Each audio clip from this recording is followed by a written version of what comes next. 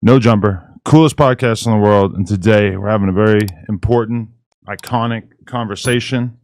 We got the one and only SKG on the podcast. How you doing? I'm good. Yeah, it's great to have you here. Did you see the clip where Whack was like introducing and explaining you to me? Yeah, I seen it. Okay, so I apologize if I said anything that was not educated about who you were and everything. That was just me getting familiar right there. Yeah. Yeah, but how are you doing today? I'm good. I'm doing better. Yeah? Yeah. What, you feel like you got a little bit of relief since these charges came out, or what? Absolutely. Yeah, I feel that because it's been a fight. Like I've been fighting and talking about this on a solo journey, going against everyone because Big U is powerful. Mhm. So when you're going up against somebody that's that powerful and everyone is flocking to him and you're trying to tell your story and you keep going and you keep going, yeah, it is a relief. Yeah, so it's kind of like an awakening once this stuff hits the news, and all of a sudden it's like a bunch of stuff that was being said in the shadows just kind of comes to light. Yeah, and then it's sad, when you really look at it, it's a sad story. It's a it's just a sad story because everybody lose. I lost a lot of stuff that he took from me. Ray Sean lost. He lost his life. His family lost him. Nipsey lost. He lost his life. Big U lost because of the greed. His family lost because he was the head of the table. So when you really look at it, and then the community lost because the community looks for community leaders to help and uplift the community and uplift people in the community. So when you have something like this, it's just a loss, and it's a loss for our city because we all had to go through this, and then it makes people like, well, we don't want to give organizations any money. We don't want to do this for Black people. We don't want to, so if they look at one person like that, they're going to look at all of us like it. So it's just a loss all the way around the board. Yeah, I mean, when you put it like that, it is pretty crazy just to have so much stuff that was said behind the scenes just coming out into the public eye. But just to get your story from the beginning, so you're from the Rollin 60s neighborhood growing up, or did you kind of adopt this a little bit later on? No. So to start from the beginning, I have a generational family from the Rollin 60s. If you look at a lot of people in Los Angeles, and Kendrick Lamar said this, people from LA that's in the inner cities, we are a product of our grandparents migrating from the South. And I have that story. So my family came from the South and the East Coast and landed in LA. So my grandparents moved over in the Rollin 60s in like 1960 something. So we are a generational family, which we are friends with other families within that neighborhood and community. Yeah. Okay. And so how much of that was kind of in your face from a young age, the fact that your parents were affiliated?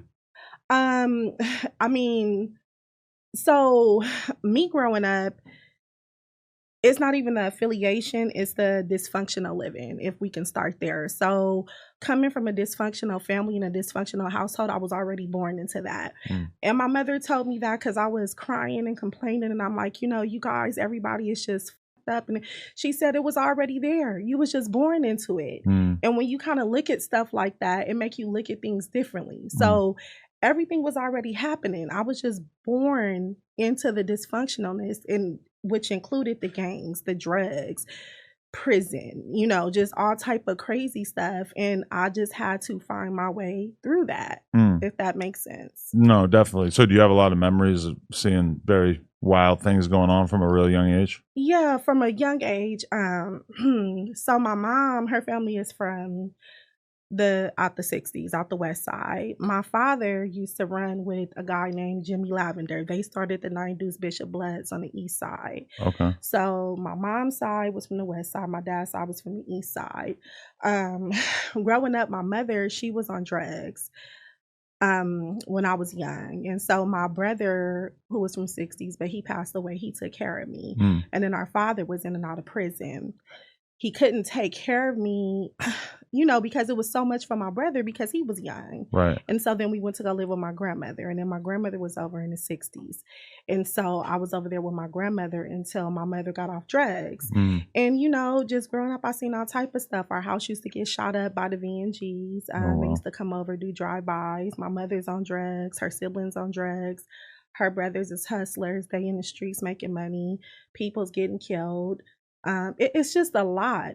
Things that I shouldn't have saw, you know? And I think about that. I'm like, you guys let me see too much at a young age, and nobody ever protected me. My grandmother protected me to the best of her ability. But after she passed away, it was just me in the streets and trying to, you know, find my way. Definitely. So your brother was how many years older than you? My brother was like 10 years older than me. Okay. And so you said in another interview I saw that basically like you spent your whole childhood just really just enamored with him and just kind of taking his lead on a variety of things. So I really looked up to my brother, right? I think he was just my hero. Like the older I get and I'm more dissect things, he was my hero. He was everything to me because he was my only sibling. So everything my brother did, I wanted to mimic. I wanted to do. My brother was a gangbanger. You know, he was from Rollin 60s. My brother was a gunner. He was from Rollin 60s. My brother was a street dude. I'm not going to sugarcoat where I come from because that's why we're dealing with this today. And when you look at that area, most of the people in that area, they exhibit the same traits, if that makes sense. My family, I come from a family that exhibit the same traits that Big Q exhibit. That's why we don't get along. Even with me speaking out, I have an uncle that's in jail for murder, for killing some kids, and for retaliating against somebody that killed my uncle. And so he calls my mom recently and he's like, yeah, I heard your daughter's running around town starting stuff with Big Q. You know, my niggas are killers. This is how he's referring to Big Q.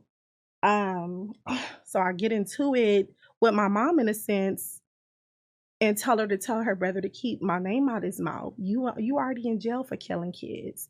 So my voice is not going to resonate with you because your demons entertain his demons. You guys are alike.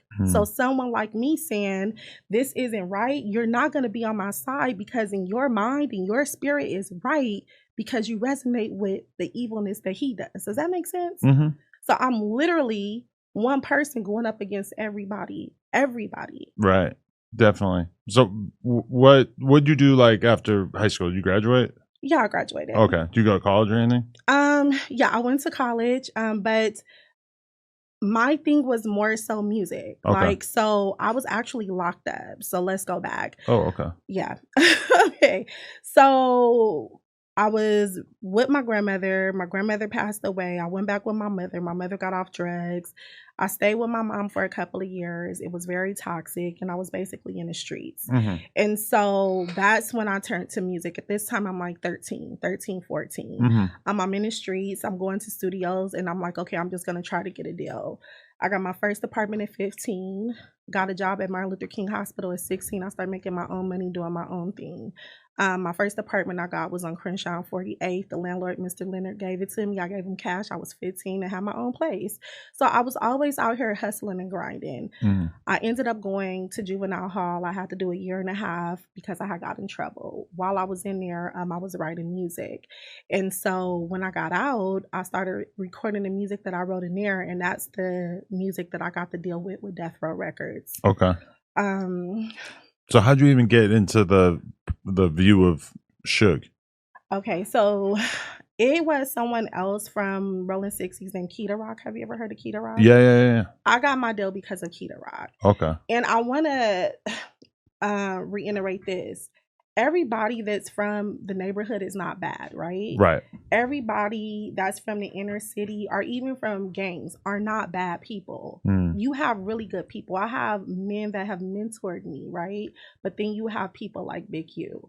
So Keita Rock was one person that was mentoring me. He was very close with my family. Keita Rock believed in me. And he took me over to Death Row Records. Reggie Wright was over there. Shook was in jail. And they ended up signing me.